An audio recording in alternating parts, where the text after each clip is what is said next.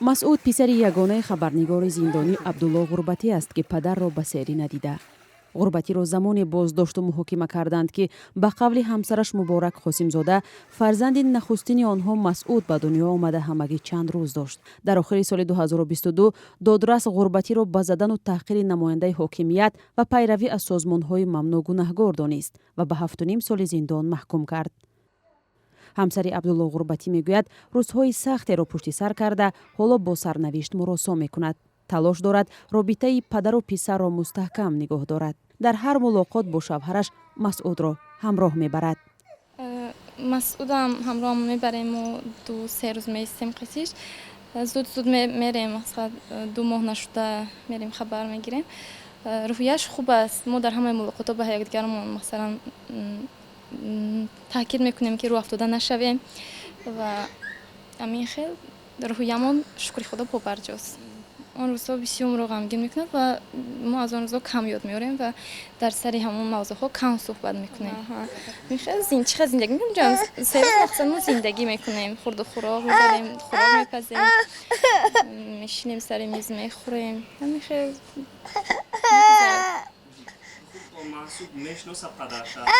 дар аввал камтар бегонагӣ мекунад, баъдан одат мекунад. байни 1-2 соат аллакай одат мекунад ба падараш. ҳамсару фарзанди абдулло ҳамроҳ бо волидони ӯ зиндагӣ мекунанд. муборак мегӯяд кори хабарнигорӣ низ мекунад ва бори гарони зиндагиро ҳамроҳ бо хусуру хушдоман якҷоя мекашанд.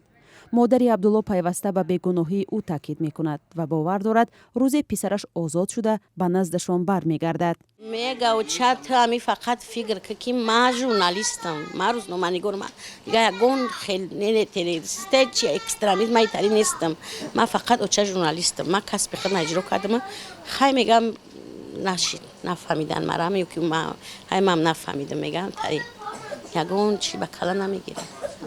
ягон шикоят надорам, ки ягон шикоят надорам. мега созему ча нағзем, фақат ами шумо намерасед мада ки ман шумо дурам. агар не нашуд мисол чиш созам, мегам ягон камбудӣ надорем. мисол хабармон мегиранд, мегам ами намояндаву ягон чи помиян хабаршон мегиранд, дарамон даран мега ягон чи надорем, мега зиқ нашед, мега фақат кем маҳкаме ман шумо дурам. ами фарзанд мақати зана мақсад нигоҳ кунена тамом дига ҳамамо соза.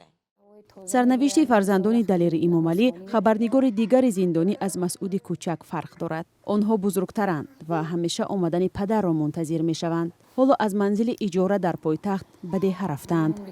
шодигул бобиева модари далер гуфт бори охир бо писараш рӯзи 29 июн дар зиндон мулоқот кардааст. ӯ мегӯяд зиндонӣ шудани писараш ки ноновари хонавода буд таъмини зиндагиро барои онҳо мушкил кардааст.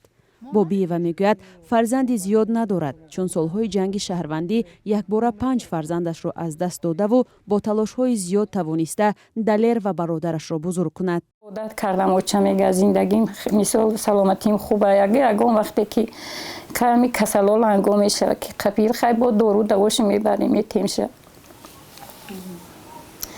созу мега ягон чинат шикоят надорам оча мега хишру нағзум ҳурмату мекунад мега. модари далер нафақахӯр аст ва падараш дар коргоҳи посбон асту маоши ночиз мегирад. ба нақли ин модар барои таъмини зиндагии хонавода ҳамсари далер Зайтуна Иноятова кӯмак мекунад. дар замеи дуза пулои ҳами ҷамъ кардагиша мерава продуктара харида мисол барои хабаргирӣ шавҳараш мера ҳамун зиндагирам гӯё ки ҳамун занак худаш пеш мебара. шукр ки ҳами қайнарам дошта ҳами занак ҳоли як замоне шидаи духтарҷон ки ҳама ба рӯзи худша ҳеч кара дига даст дарозӣ карда наметавона ҳеч ки умедам надорад. рӯзе ки мо ба назди волидони далер ба шаҳри ҳисор рафтем, ҳамсари ӯ Зайтуна Иноятова ба дидорбинии шавҳараш ба маҳбас рафта буд. модари далер мегӯяд бо умеди рӯзе ки писари ноновараш аз маҳбас раҳо мешавад набераҳояшро саробонӣ мекунад. далери имомалӣ моҳи октябри соли гузашта ба иттиҳоми соҳибкории ғайриқонунӣ, дурӯғпароканӣ ва узвият дар созмони мамнӯи гурӯҳи 24 ба 10 соли зиндон маҳкум шуд. худашу тарафдоронаш ҳукмро беасос номиданд. модари Завқибекам мисли модари Далеру Абдулло келину набераҳояшро аз манзили иҷора дар пойтахт ба деҳа бурдааст. ҳабиса ятимова модари завқибек саидаминӣ рӯзи 14 июл дар як суҳбати телефонӣ ба радиои озодӣ гуфт бори охир рӯзи 3 июл бо писараш дар зиндон дидорбинӣ кардааст. ӯ гуфт писараш аз чизе шикоят надошт, вале дурӣ аз ҳам барои хонавода сахт аст. фарзандони завқибек саидаминӣ аз бибиву модарашон пайваста дар бораи падар мепурсанд. пурсишҳое ки ба назари Мағфират Худойназарова ҳамсари ӯ посухаш сахт аст. завқибек саидаминӣ хабарнигори тоҷик ва як замон довталаби курсии вакили парлумон моҳи ноябри соли 2022 ба 7 сол зиндон маҳкум шуд. додрас ӯро ба ҳамкорӣ бо созмонҳои мамнӯъ гунаҳгор кард, вале худаш ҳукмро якҷониба номид. пайвандони Абдусаттор Пирмуҳаммадзода хабарнигори дигари зиндонӣ низ гуфтанд зиндагӣ бидуни саробони оила барояшон осон нест. ба фарқ аз дигар рӯзноманигорони зиндонӣ Пирмуҳаммадзода дар маҳбаси Хуҷанд адои ҷазо мекунад. наздиконаш гуфтанд роҳи дароз имкон намедиҳад онҳо зуд ба хабаргирии ӯ бираванд.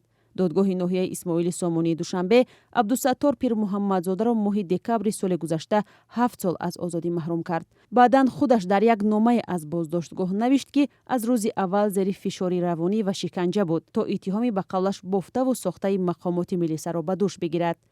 дар бештар аз як соли охир дар Тоҷикистон 8 рӯзноманигору блогерро ба гуноҳи ҳамкорӣ бо созмонҳои мамнӯъ аз 7 то 21 сол зиндонӣ карданд. дар ин муддат чандин созмонҳои ҳомии ҳуқуқ аз ҳукумати Тоҷикистон талаб карданд ки рӯзноманигорони боздоштшударо озод кунанд. аммо мақомот ин даъватҳоро то ин дам сарфи назар карданд. ҳоло он чи наздикони рӯзноманигорони зиндонӣ умеддоранд поёни ин ҷудоиву фироқ аст ки аҳли хонаводаро ба ҳам меорад.